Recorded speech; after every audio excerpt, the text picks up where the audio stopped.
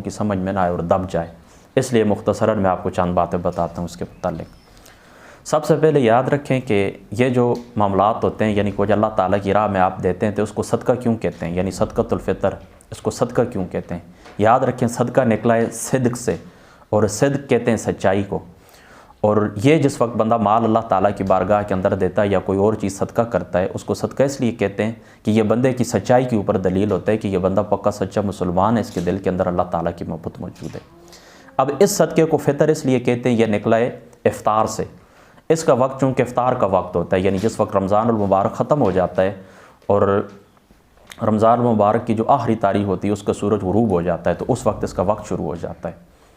और दूसरा, इसको फ़ितर इसलिए कहते हैं कि ये निकला है फ़ातिर से, फ़ातिरुस समावाति वल अर्द, ज़मीन और आसमान की तख्लीक बमाना पैदाइश। तो इसका जो सबब होता है याद रखें वो इंसानी वजूद होता है, इंसानी सर तख्लीक, यानी कोई बच्चा पैदा होता है, कोई भी शख्स है, छोटा है बड़ा है, तो उसके ऊपर ये सदका होता है, यानी उसका ये फ़ितराना अदा किया जाता है। इसलिए इसको सदक़तुल फ़ितर कहते हैं। सदक़तुल फ़ितर बमाना इफ़्तार, इसका वक्त चूँकि इफ़्तार का वक्त है कि चूँकि जिस वक्त सारा रमज़ान मुबारक ख़त्म हो जाता है, और इसका जो सबब है वो पैदाइश, यानी इंसान का पैदा होना, इंसान के वजूद का होना, बस बाकी कोई शराइत भी नहीं है। और जो थोड़ी बहुत हैं तो आगे इंशाअल्लाह ताला मैं आपको तफसील से बता दूँगा। एक बात हो गई।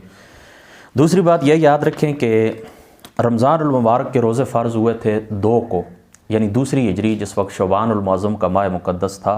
दूसरी हिजरी हुज़ूर अलैहिस्सलाम हिजरत फरमाकर मदीना तय्यबा तशरीफ़ ले गए थे, तो हिजरत का दूसरा साल था। तो शबान के माह मुक़द्दस के अंदर अल्लाह ताला ने रोज़े फ़र्ज़ किए, और ज़कात से पहले पहले अल्लाह ताला ने, यानी अभी रमज़ानुल मुबारक को तकरीबन 27-28 दिन गुज़र चुके थे, रमज़ानुल मुबारक को 2 दिन बाकी थे, रमज़ानुल मुबारक को 2 दिन बाकी थे।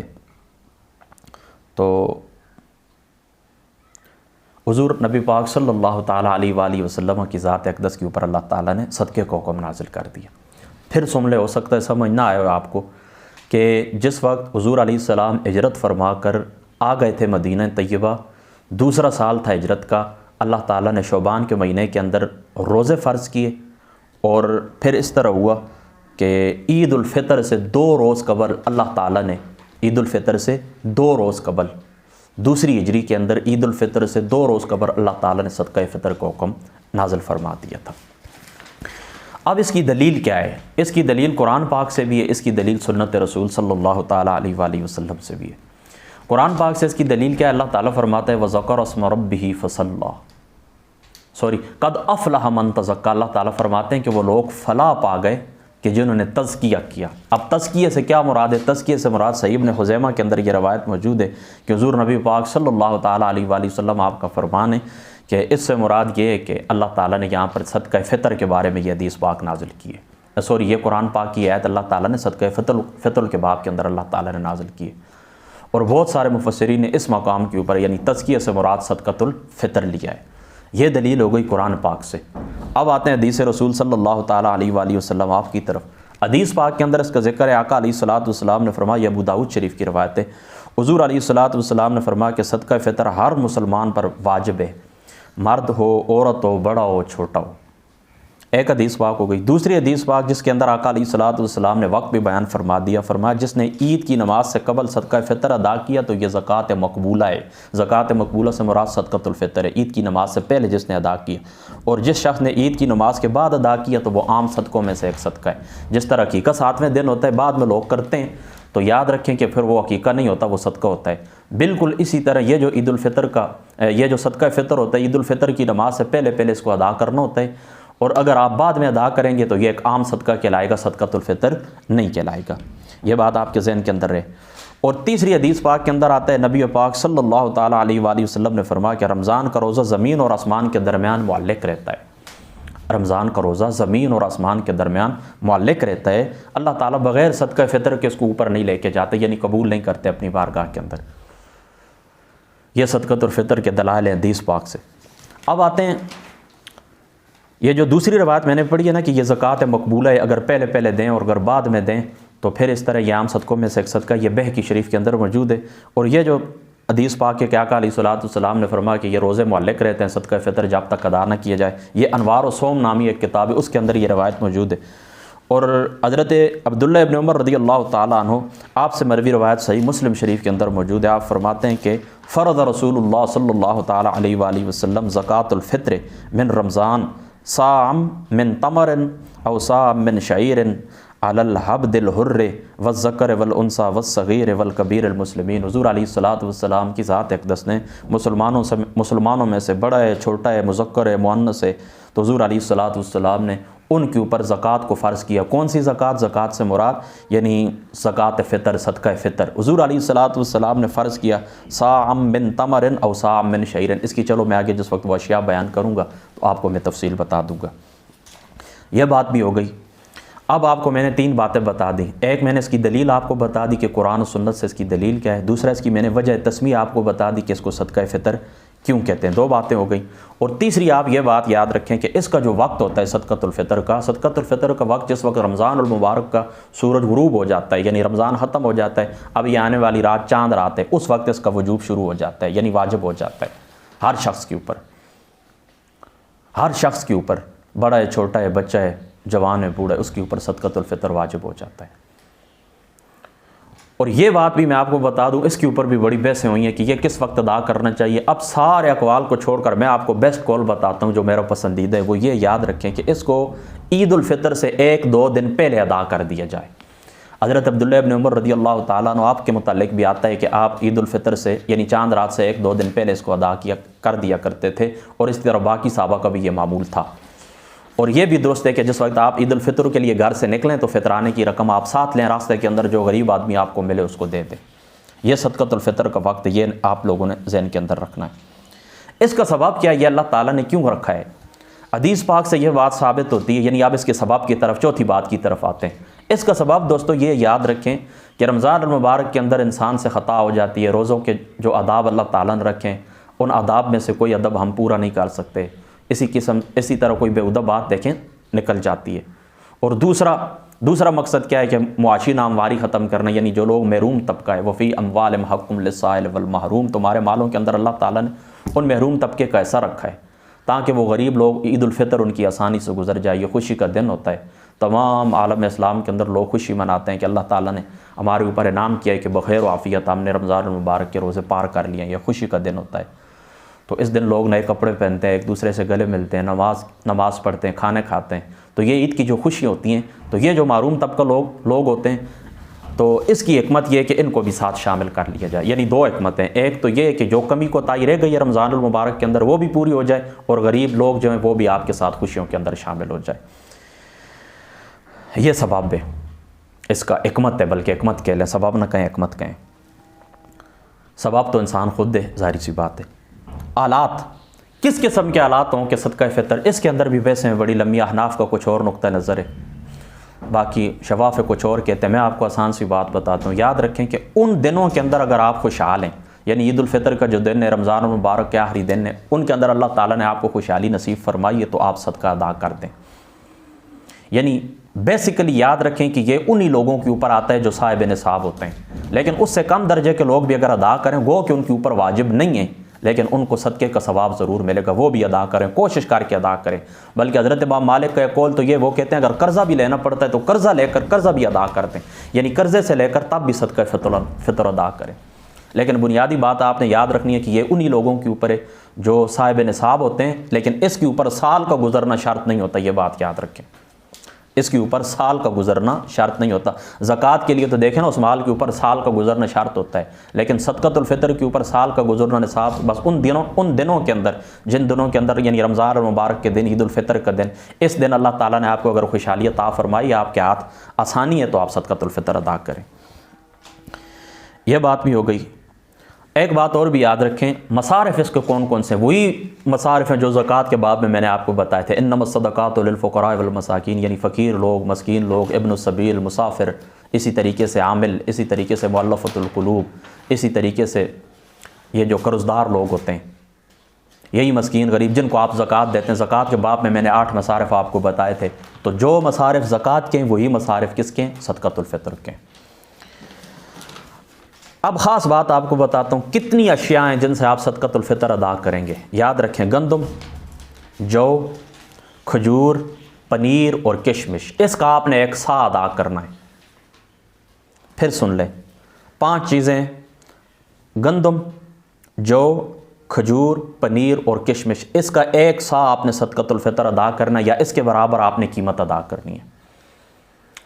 अब यहाँ पर बहुत बड़े इख्तिलाफ़ की तरफ आप लोग मुझे ले जाएंगे। आप कहें कि अहनाफ जो हैं, अहनाफ हनफी उलमा, वो कहते हैं कि सदक़तुल फ़ितर में जब आप गंदम देंगे तो निसफ़ सा आप देंगे, लेकिन आप कहते हैं कि मुकम्मल सा होना चाहिए। बिल्कुल मैं इस बात को तस्लीम करता हूँ कि अहनाफ इसी के कायल हैं, और जो हनफी हैं, मैं भी हनफी हूँ, हज़रत इमाम आज़म अबू हनीफ़ा रज़ियल्लाहु ताला अन्हु आपका मुक़ल्लिद हूँ। तो जो उलमाए अहनाफ हैं वो इसी के कायल हैं कि ये जो सदक़तुल फ़ितर आप देते हैं अगर गंदम की सूरत में दें, बाकी जो आप खजूर देंगे, पनीर देंगे, किशमिश देंगे, ये पूरा सा ही आप देंगे, और सा का वज़न भी मैं आपको बताता हूँ ये कितना होता है।